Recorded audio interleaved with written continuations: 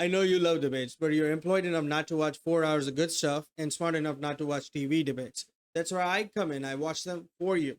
Today we are reacting to Delhi Union and Salman Khurshid, a Congress politician and also a senior advocate at Supreme Court of India. The perfect man to talk about are the elections free and fair in India today. But he makes the most amazing argument I've ever heard. Left me stunned.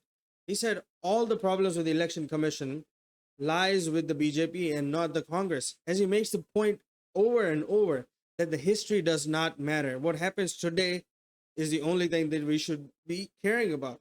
Subscribe.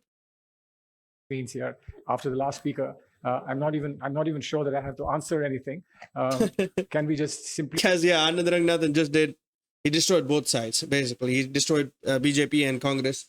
So if you're from Congress and you're a lawyer, you should probably answer for why Congress is not doing anything or not promising any reforms, and also why Supreme Court is not doing their job. So you should answer those two things, and he's probably not gonna. But and let me just say clearly that it's important if somebody concedes that there may be things that are wrong, that may be things that need to be corrected, there may be things that need to be reformed. I think we should appreciate that and welcome it. But at the same time, we shouldn't be shy of admitting that there were things that were happening in a similar manner for a long time before the idea of reform and the idea of change came about.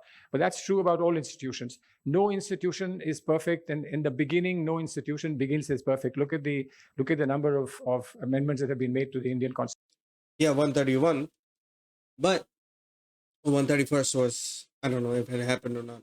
130 at least, but 60 years. It takes 60 years for you to finally realize, or not 60, 75 years, 70, 80 years to finally realize, oh, we did, you know what? We might have did something wrong. Yeah, you know what? We fucked up, right? 60 years. We didn't do shit. But, oh, and now BJP definitely needs to do this stuff. But when we do come in power, we're not going to do anything. But we're just saying they need to do this shit from Congress, so. Constitution. Now, if we really felt that the brilliant people who put the Constitution together didn't require a relook by subsequent generations, then the Constitution would have been static. But we've got constitutional amendments, one after the other, which I assume you all accept, that makes the Constitution a much better document than it might have been at the time in 1950. So that is true about institutions as well. We may have been monopolizing the appointment of the chief election commissioner. In fact, there was only a chief election commissioner. There were no election commissioners. It was subsequently that the idea of a multiple election commission was introduced. That was an improvement. That was an improvement. Who did that? The Election Commission of India was made a multi-member body in 89 under Prime Minister Rajiv Gandhi. The change was done through an ordinary presidential notification law amendment under Article 324, not via the 61st Constitutional Amendment. Okay. So it was like an executive decision, right? More of an executive decision than a law. An improvement because 3 can be better than 1, and 1 can be more dictatorial than the 3, except. Okay, that was not the basis. The basis was when the voting age was changed from 21 to 18, the president elected 2 more members by the recommendation from Rajiv Gandhi to handle the massive load of work, right? So that was not the basis. The basis was not more dictatorial and more democratic. It was just we needed more servants to do things, etc. So there's a check and balance that was introduced. So it wasn't. I mean, I agree 3 is more democratic than 1, but it was not the reason. Or did Rajiv Gandhi make that? Rajiv Gandhi expressed complete confidence in the election commission's integrity. He said, "We have full faith in the election commissioner, and we feel that anybody who wants a multi-member election commission seems to have some doubts about the election commissioner. We have no doubts about the integrity and independence of the election commissioner." Surprise expansion. Right before the 89 election, the Rajiv Gandhi administration appointed 2 additional election commissioners under Article 324(1), making it a multi-member body temporarily. Rather than an ideological or democratic expansion, political observers and subsequent legal disputes interpreted the specific appointment phase as a tactical effort to clip or balance the sweeping power centered in the office of the CEC. So, hey, even with a good commissioner, they wanted less power to the commissioner. That's why they appointed 2 more people.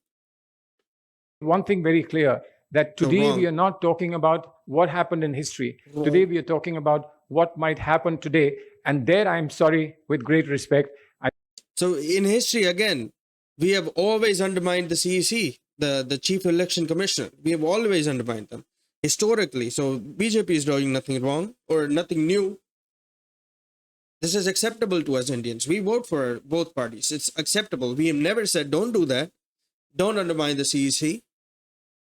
Don't undermine the EC. We have never said that. So why say it now? I mean, that's his argument. But if we are bringing up this argument, who is it bringing up? This guy, he was from Congress or he is from Congress. He should definitely not be bringing this up. He should say, okay, we fucked up.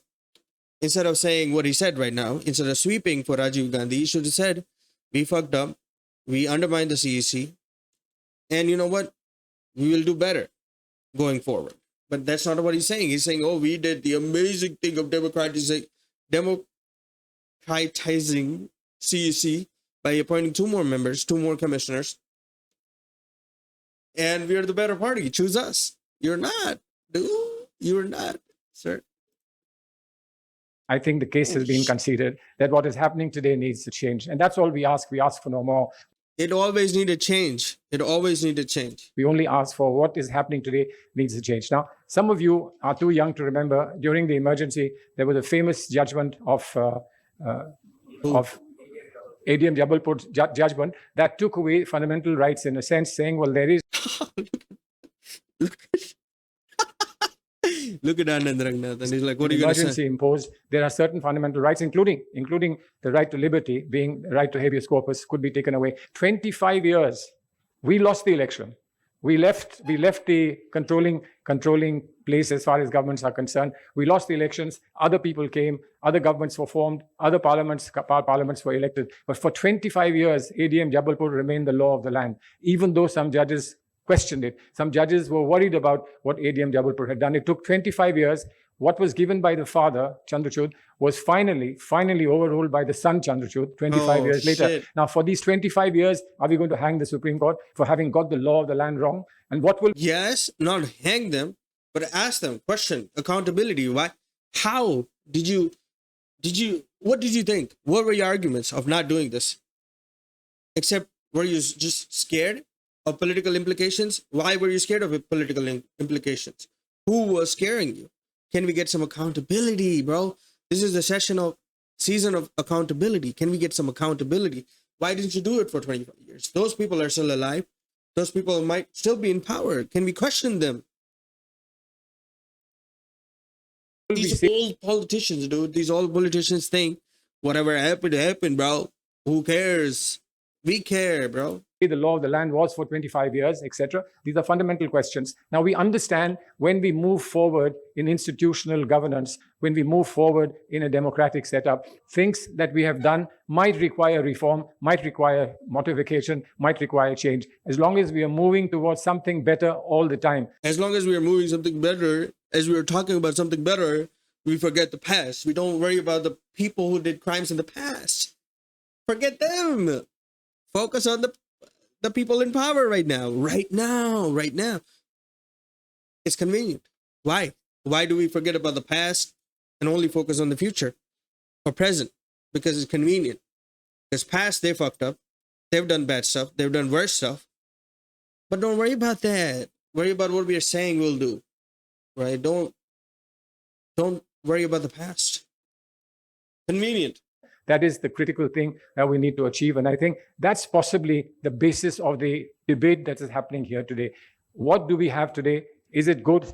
Is it inadequate? Is it wonderful? Is it perfect? And how does it, of course, you want to compare? It's how do perfect. we compare with the past? But the past cannot be a justification of something that is adequate today. That is the critical point. So you have Nobody's justifying anything. It just always has been like this. It's not something new that BJP made. It's always been like that. when you believe in looking at institutions, you have to have a degree of skepticism. You cannot just close your eyes and say, I believe this is perfect, because nothing is ever perfect. Nothing can Exactly. So why are we making that argument? never be perfect. Your skepticism tells you to investigate, to inquire, to be curious, and say, let us see, this could have been better or could it not have been better. So very clearly, if you have to have an institution like the Election Commission, how is the Election Commission selected? Let's not worry about how it was selected in the past. Let's not worry about that. So the PM thinking, oh, Sessions is too harsh on us, too harsh on the ruling party. Let's just put 2 more commissioners. We just forget about that. We don't never talk about that ever again. Have you called that out?